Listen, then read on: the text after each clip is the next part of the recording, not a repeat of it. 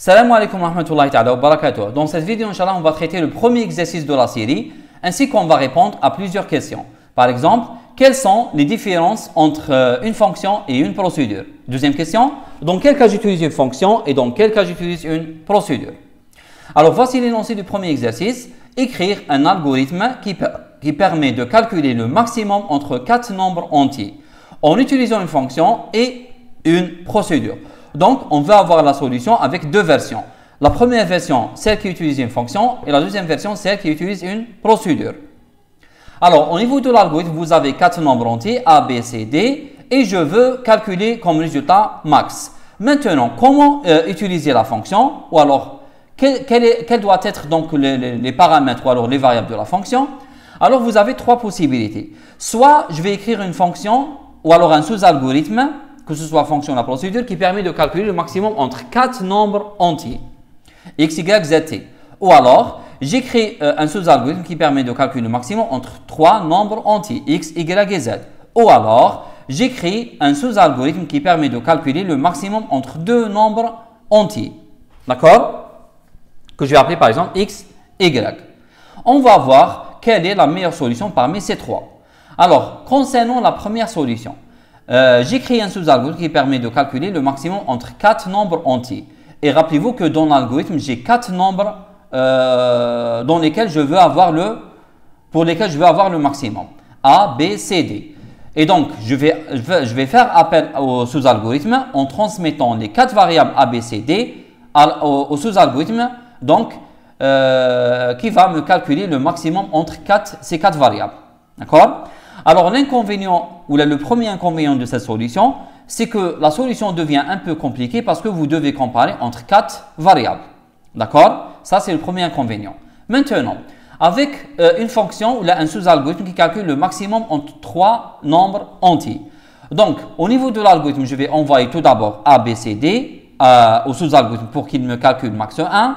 Mais j'aurai un problème lors du deuxième appel. Parce que lors du deuxième appel, il me manque le troisième paramètre. Vous avez max 1, D, mais il manque le troisième paramètre. Donc, on ne peut pas utiliser un sous-algorithme avec 3 variables. Car il manque un paramètre lors du deuxième appel. يعني في المرة الأولى تعيط لها بصفة عادية بصفة صحيحة وفي المرة الثانية خصنا متغير. Passons à la troisième version. La troisième version, on va écrire une fonction ou un sous-algorithme qui permet de calculer le maximum entre 2 nombres à chaque fois. Donc, je prends tout d'abord A et B. J'utilise la fonction pour qu'elle me calcule premier maximum. Ensuite, j'envoie CD au sous-algorithme pour qu'il me calcule max 2. Ensuite, j'envoie max 1 et max 2 au sous-algorithme pour qu'il me calcule maximum final. Bien sûr, au niveau du sous-algorithme, la solution va être facile, puisqu'à chaque fois, vous allez juste comparer entre 2 variables seulement et retourner le résultat. Ça. En plus de ça, alors la fonction ou alors la procédure qui va utiliser deux variables seulement, elle permet de calculer le maximum avec n'importe quel nombre de variables au niveau de l'algorithme. Yani, vous avez 4 variables, 5 variables, 6 variables, 7 variables.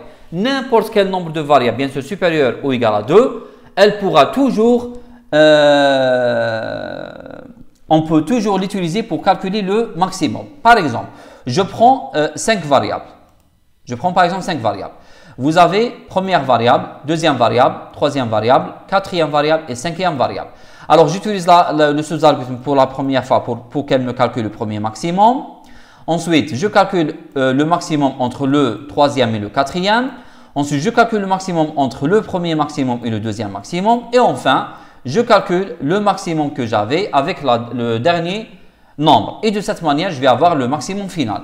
Yani, quel que soit le nombre de variables, je peux toujours utiliser une fonction avec 2 paramètres seulement.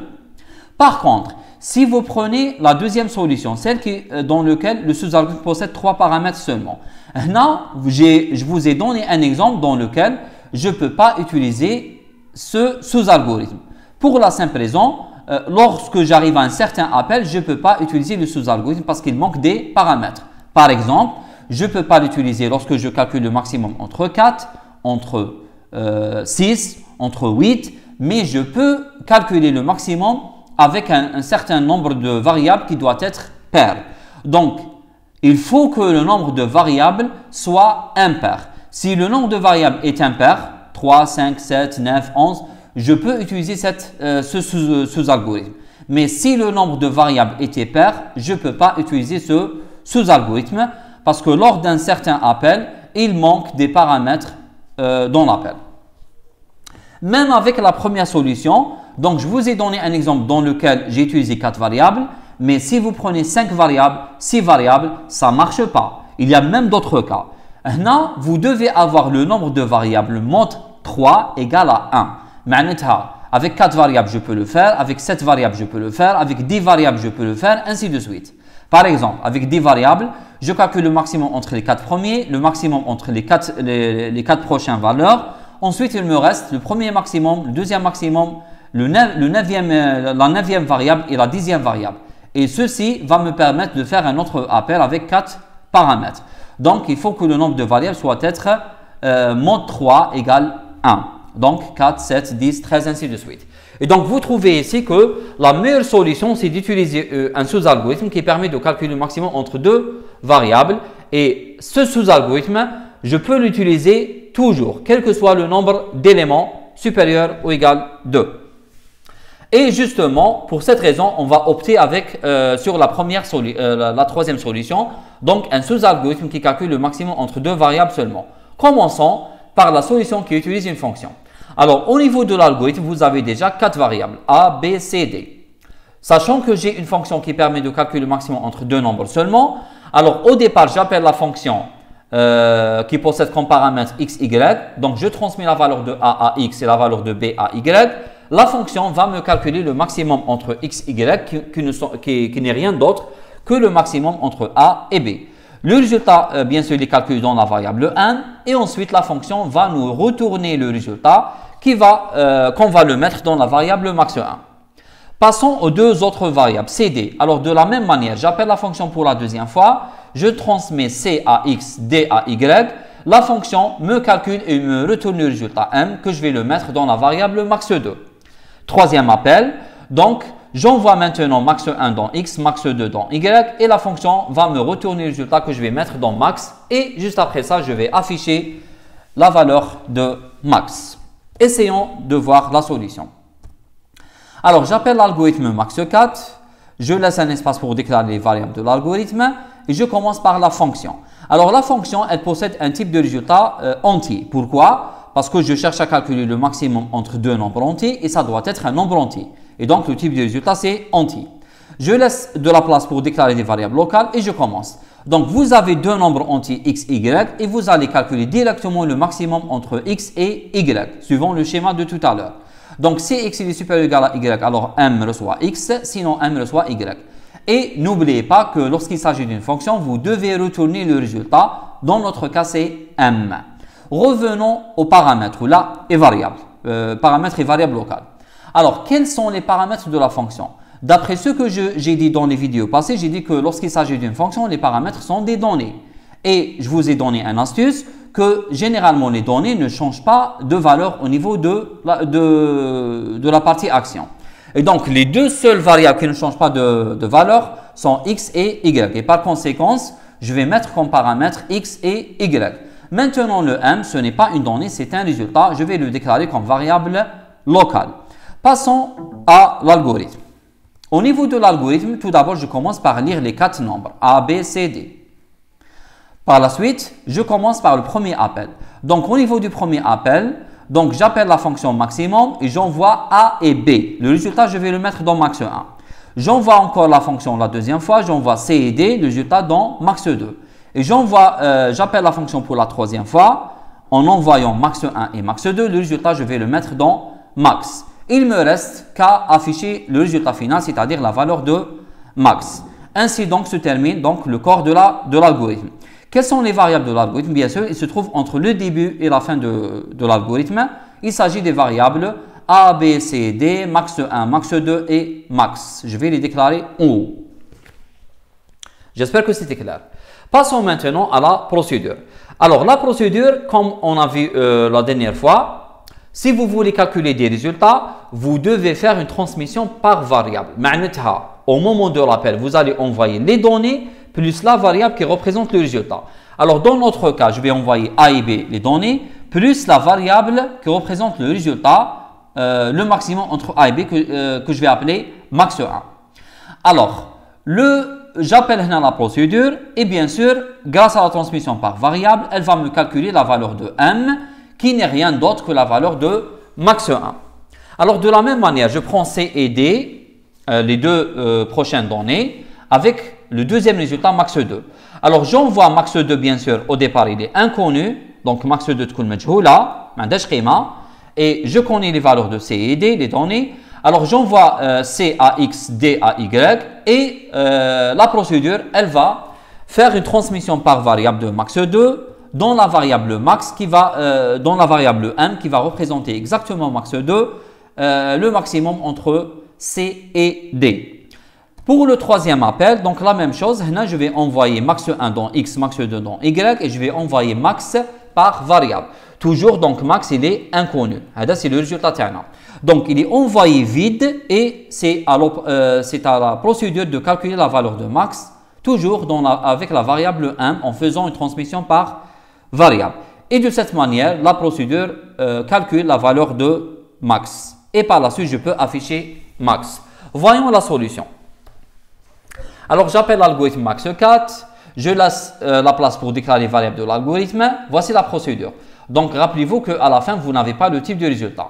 Alors, je laisse de la place pour déclarer les paramètres formels de la procédure et début. Alors, pour le début, directement, je vais comparer entre X et Y. Donc, si X est supérieur ou égal à Y, alors M reçoit X, sinon M reçoit Y.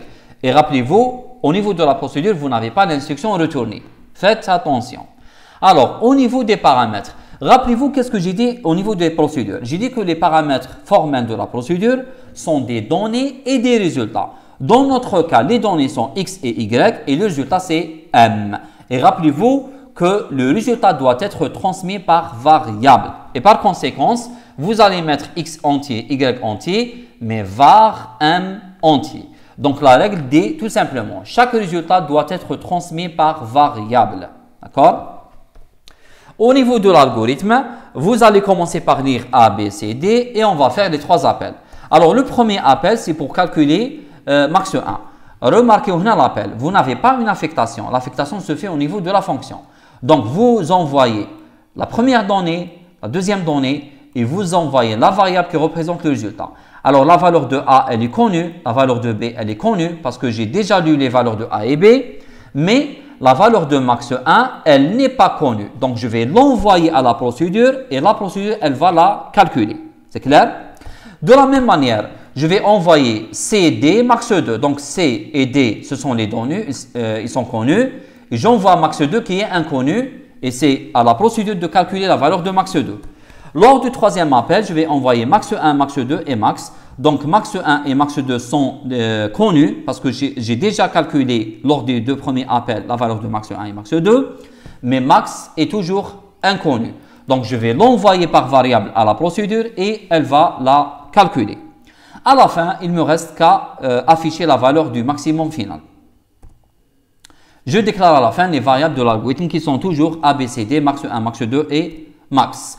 Alors voici justement la solution qui compare entre la solution ou la version fonction et version procédure.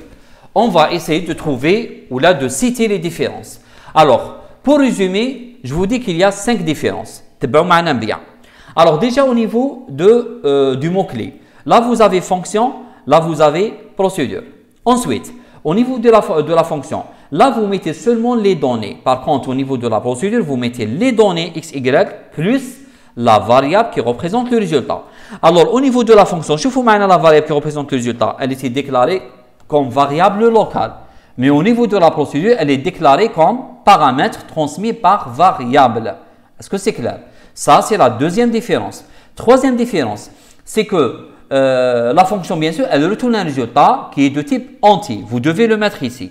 Mais au niveau de la procédure, on met point virgule directement. On ne met pas de point de type. D'accord? Quatrième différence, c'est qu'au niveau de la fonction, il y a une instruction en plus qui permet de retourner le résultat. Au niveau de la procédure, vous n'avez pas cette action. Donc, je répète, vous avez différence au niveau du mot-clé. Là, c'est fonction, là, c'est procédure. les paramètres d'une fonction sont des données seulement, mais les paramètres d'une procédure sont des données et des résultats transmis par variable. Au niveau de la fonction, on met le type de résultat. Au niveau de la procédure, on ne met pas le type de résultat. Et au niveau de la fonction, on retourne le résultat. Au niveau de la procédure, on ne retourne pas le résultat. Ça, c'est 4 différences. Voici la 5e différence. C'est bon, la 5e différence. Alors, c'est au niveau de l'appel. Je vous montre comment on appelle une fonction et comment on appelle une procédure. Alors, lorsque vous appelez une procédure, vous allez envoyer les données plus la variable qui représente le résultat. Mais lorsque vous allez envoyer appeler la fonction, vous allez envoyer juste les données et vous allez affecter le résultat dans une variable. Est-ce que vous voyez le différence? Yani, au lieu de dire le résultat reçoit l'appel à la fonction, le résultat vous allez le mettre directement comme paramètre au niveau de la procédure. Donc, je vous montre le différence. D'accord? C'est la même différence. Alors, qu'est-ce qui reste à dire? Alors, faites attention. La procédure, elle ne possède qu'une seule manière de faire l'appel. Mais la fonction, elle possède plusieurs manières de faire l'appel.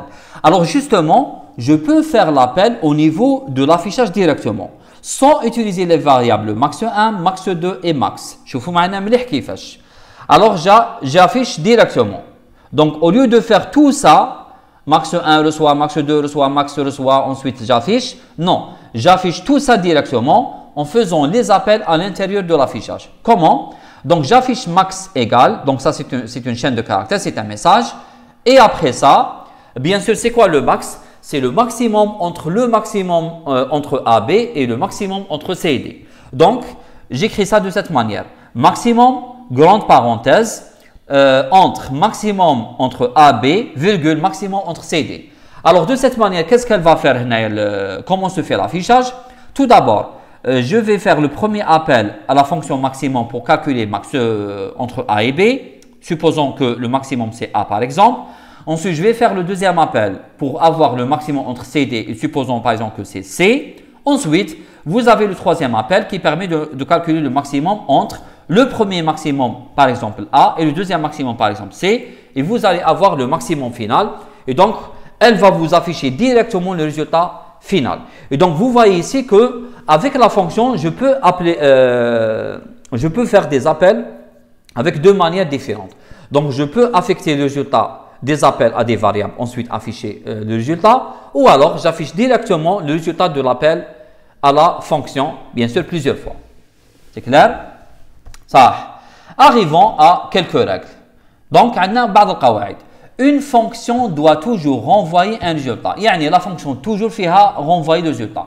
Faites attention, la fonction n'affiche jamais. Faites attention. La fonction, elle retourne le résultat, elle n'affiche pas. Deuxième remarque, les paramètres d'une fonction sont des variables représentant des données seulement. Rappelez-vous toujours de ça. Mais les paramètres d'une procédure peuvent être des données et des résultats. D'accord? Troisième point, n'importe quelle fonction peut être écrite sous forme de procédure. Yani, vous pouvez toujours écrire une procédure, mais vous ne pouvez pas toujours écrire une fonction. On va dire dans quel cas j'utilise une fonction. Mais, une personne va se poser la question. Puisque je peux toujours écrire une fonction, alors pourquoi travailler avec… puisque je peux toujours écrire une procédure, pourquoi alors travailler avec la fonction? Et pourquoi on a étudié la fonction? Tout simplement parce que si je reviens à l'exemple précédent, vous avez vu que l'appel à une fonction, il est plus simple par rapport à l'appel à une procédure. D'ailleurs, vous avez remarqué qu'avec un seul affichage, j'ai fait les appels plus l'affichage dans une seule action. Chose que je ne peux pas la faire avec une procédure.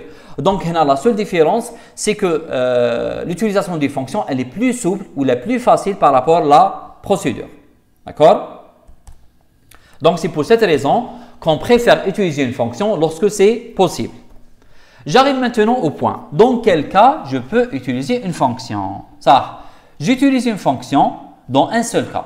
C'est lorsque j'ai un résultat de type simple. Quand on a un résultat de type simple, mais il y a une seule valeur, qu'elle soit de type entier, réel, caractère ou booléen. Par exemple, pour calculer le maximum, qui représente une seule valeur, le minimum, le nombre d'occurrences, yani combien de fois la valeur elle existe, existe ou n'existe pas, yani un résultat de type booléen, yani vous cherchez une valeur dans un tableau par exemple, donc le résultat va être de type booléen. Le nombre d'éléments supérieur à une valeur, ça c'est un compteur. Et la moyenne, ainsi de suite. Donc n'importe quel résultat qui est simple, dans ce cas, je peux utiliser une fonction. De préférence, j'utilise une fonction. Maintenant, je peux utiliser une procédure, bien sûr dans tous les cas, mais on va limiter l'utilisation des procédures dans les cas suivants. Premier cas, lorsque on veut construire une variable composée. Par exemple, créer ou construire un vecteur V qui contient les valeurs paires du vecteur V, par exemple. Ou alors construire un enregistrement, ou une structure, ou alors construire une procédure. D'accord? Deuxième cas, calculer deux résultats ou plus. يعني نحسب أكثر من نتيجة. مثلا, il demande de calculer le maximum et le minimum d'un vecteur. Là, c'est une procédure, parce que la fonction calcule un seul résultat. Troisième cas, faire un affichage, ou alors écrire un sous-algorithme qui permet de faire l'affichage ou la lecture d'une variable composée. Par exemple, écrire un sous-algorithme qui affiche un vecteur, qui affiche une matrice, qui lit un vecteur, qui lit une matrice. Alors dans ce cas-là, vous utilisez une procédure. Dernière remarque, c'est concernant le mot-clé var. Dans quel cas j'utilise var? Alors j'utilise var dans l'un des deux cas. Soit parce que j'ai un paramètre qui représente le résultat. Donc tout à l'heure, le résultat c'était la variable n au niveau de la procédure. D'accord? Ou alors, lorsque le paramètre c'est une variable composée. Donc si vous avez comme paramètre un tableau ou là, une matrice ou là, un enregistrement ou là, une structure, vous utilisez devant ce paramètre le mot-clé var. C'est clair? Alors je termine en vous donnant la traduction des solutions que j'ai données tout à l'heure en langage C. Alors voici la traduction de la solution qui utilise la fonction. Donc au niveau de la fonction, donc ça sera l'équivalent en langage C. Donc le type de résultat c'est int. La fonction maximum, elle possède deux paramètres x, y. Donc je compare tout simplement et je retourne le résultat avec l'instruction return. Au niveau de l'algorithme, vous avez donc les mêmes appels se font pratiquement de la même manière en respectant juste la syntaxe du langage C. Donc max 1 reçoit maximum AB, max 2 maximum CD, ainsi de suite. Et vous pouvez même faire l'affichage qui contient les appels directement. Donc max égale %D et l'appel maximum du maximum entre AB, virgule maximum entre C et D. Je crois que la solution elle est claire. Passons à la solution qui utilise la procédure. Rappelez-vous que le mot-clé var au niveau de la procédure se traduit en langage C, si vous avez bien vu la vidéo passée, se traduira par un pointeur. Donc la variable m au niveau du langage C va être un pointeur. Alors n'oubliez pas qu'au niveau de la procédure, vous mettez le type de résultat void, il n'y a pas de type, vide. D'accord? Alors, colt. Au niveau de la variable m, vous allez la remplacer par un pointeur, donc étoile m. Et n'oubliez pas, au niveau de la solution, si vous voulez que m représente exactement la variable transmise, c'est-à-dire max 1 au départ, en bas de max 2, ensuite max, il faut utiliser étoile devant la variable m. Donc étoile m, ça signifie la variable transmise par l'algorithme qui représente bien sûr le résultat. D'accord? Donc n'oubliez pas de mettre étoile m au niveau de chaque pointeur. Alors au niveau de la fonction main, donc je déclare les variables bien sûr de la fonction main, je lis les variables. Au moment de l'appel, n'oubliez pas que je vais envoyer l'adresse de max 1 dans le pointeur m pour que lorsque je travaille avec étoile m, dans ce cas-là, étoile m représente max 1, la variable max 1 du programme de la fonction main. Alors de la même manière, deuxième appel, j'envoie adresse de max 2 pour que m il est égal à adresse de max 2 et dans ce cas-là, étoile m c'est exactement max 2 et ainsi de suite. J'espère que c'est clair. Je vous conseille de voir la dernière vidéo avant de voir cette vidéo. Alors je crois qu'avec ça on termine. On se voit sur la prochaine vidéo.